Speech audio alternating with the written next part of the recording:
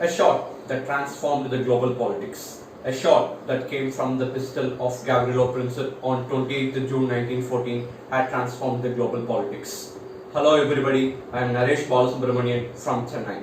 Welcome back to the History Office. The main motive behind the launching of this channel is to make history learning as easy as possible.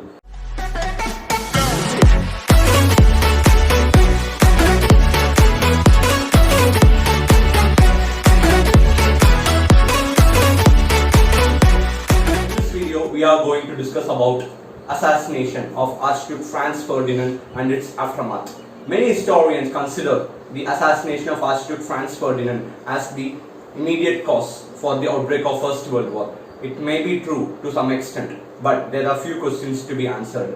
Why Archduke Franz Ferdinand was assassinated, why he was assassinated on 28th June 1914, and how an assassination in a small town could result in a war. So let's go one by one. The first question, why Archduke Franz Ferdinand was assassinated? Archduke Franz Ferdinand was the nephew of the Austrian Emperor Franz Joseph I. He was also the heir apparent to the throne of Austria-Hungary. The reason behind the assassination of Archduke Franz Ferdinand was the Pan-Slavic movement. In 1908, Austria-Hungary took over the former Turkish province of Bosnia and Herzegovina, and this made Serbs very angry. Serbs wanted the province of Bosnia and Herzegovina to be theirs because of Pan-Slavic feeling. The region of Bosnia and Herzegovina, Montenegro were situated in Balkan Peninsula, and Russia supported Serbia. On the other hand, Germany supported Austria. War was almost inevitable, but war was avoided when Russia backed down. However, tensions between Austria and Serbia was very high. In this situation, Archduke Franz Ferdinand and his wife Sophie decided to visit Sarajevo, the Bosnian capital, with an objective to inspect the activities of the Austrian troops stationed in Sarajevo. Alright, but many people requested Archduke Franz Ferdinand to cancel the plan. Amidst their request, he decided to go on according to the plan. And according to the plan, both Archduke Franz Ferdinand and his wife Sophie were to be met at the railway station, and they were to be taken in a car to the city hall, where after taking lunch they were asked to visit the troops for checking their activities. Alright, everything went well. But on the other hand, the Black Hands, a conspiracy group, decided to assassinate Archduke Franz Ferdinand and his wife. But those people were highly talented. They were excellent people in bomb throwing and marksmanship. There were 7 people, and the most important terrorists were Gavrilo Princip and Cabrionic. The first 2 terrorists of the 7 decided to throw a bomb at initial stage, but they were unsuccessful in throwing the bomb.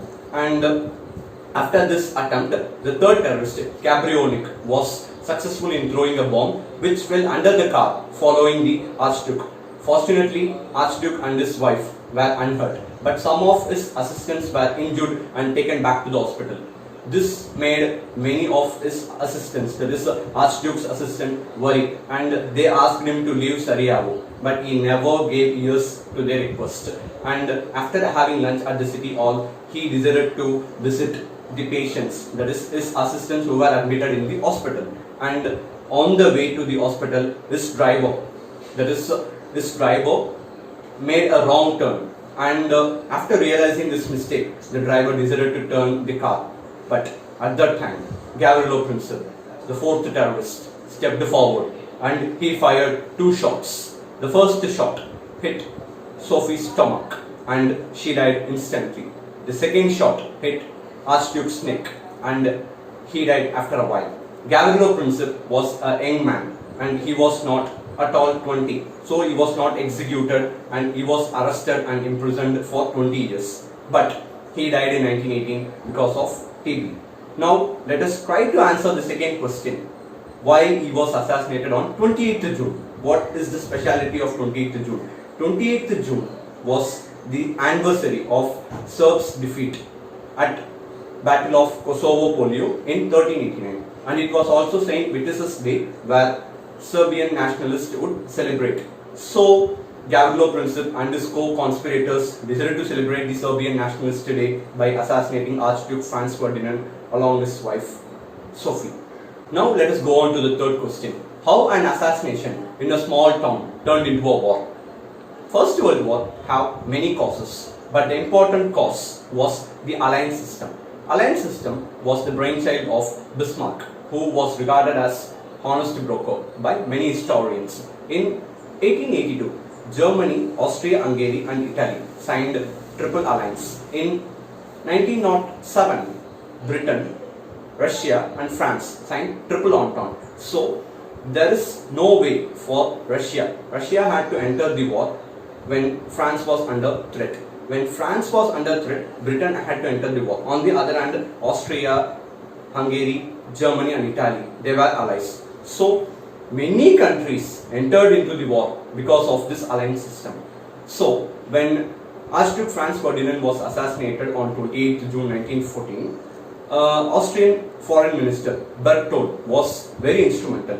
He made diplomatic talks with German Kaiser William II, and he was also successful in getting the blank check from Kaiser William on 5th July 1914. On 23rd July 1914, Austria sends an ultimatum to Serbia, and Austria put forth two demands. The first demand was that Serbia should punish all the assassins and officials who involved in the war. The second demand was that Serbia should incorporate Austrian officials into the administration. Serbia never accepted the ultimatum and they rejected the ultimatum on 25th July 1914. Before Serbia rejecting the ultimatum, Russia starts her period preparatory to war. Alright, that is a pre-mobilization period.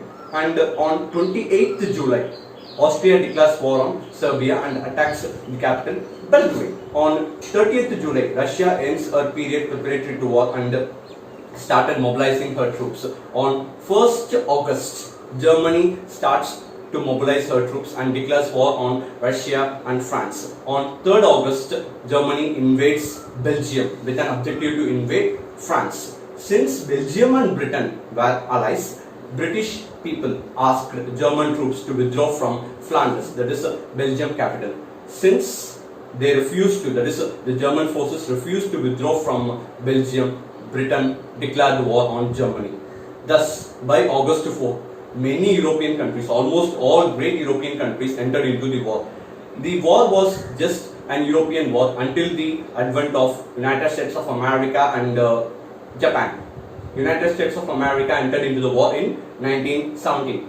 Thus, World War I became inevitable and it lasted for almost 4 years, ended in 1918 and finally it ended on June 28 only. On June 28, 1919, Treaty of Versailles was signed after Paris Peace Conference in France. So, let's move on to the interesting session. Question. I have a question for you viewers. Please try to answer the question. In 1935, a lady makes a comment, open quote, "My husband died while serving in the First World War for his nation and I am feeling proud of him." Grammatically, this statement is correct. I am telling once again, grammatically, this statement is correct, but there is a logic missing in this statement. Please find the answer and post it in the comment section. And I will be very happy that many people answer. Then let's move on to the second important session, fact for the video. You know one thing, during 1914 when the World War I was erupted, important leaders like Kaiser William II, Tsar Nicholas II and George V, these people were the leaders of Germany and Russia, then England. Alright, Kaiser William II was the ruler of Germany, George V was the leader of England and Nicholas II was the Tsar of Russia. These three people were cousins and they were related with the help of grandmother of Europe. If you like this video, please click on the like button. Please do comment. Your comments will help me to improve the upcoming videos. Finally, don't forget to share as much as possible. And most importantly, click on the subscribe button and also click on the bell button so you could get the notifications directly to your inbox. Thank you so much for watching this video. Have a nice day. Goodbye.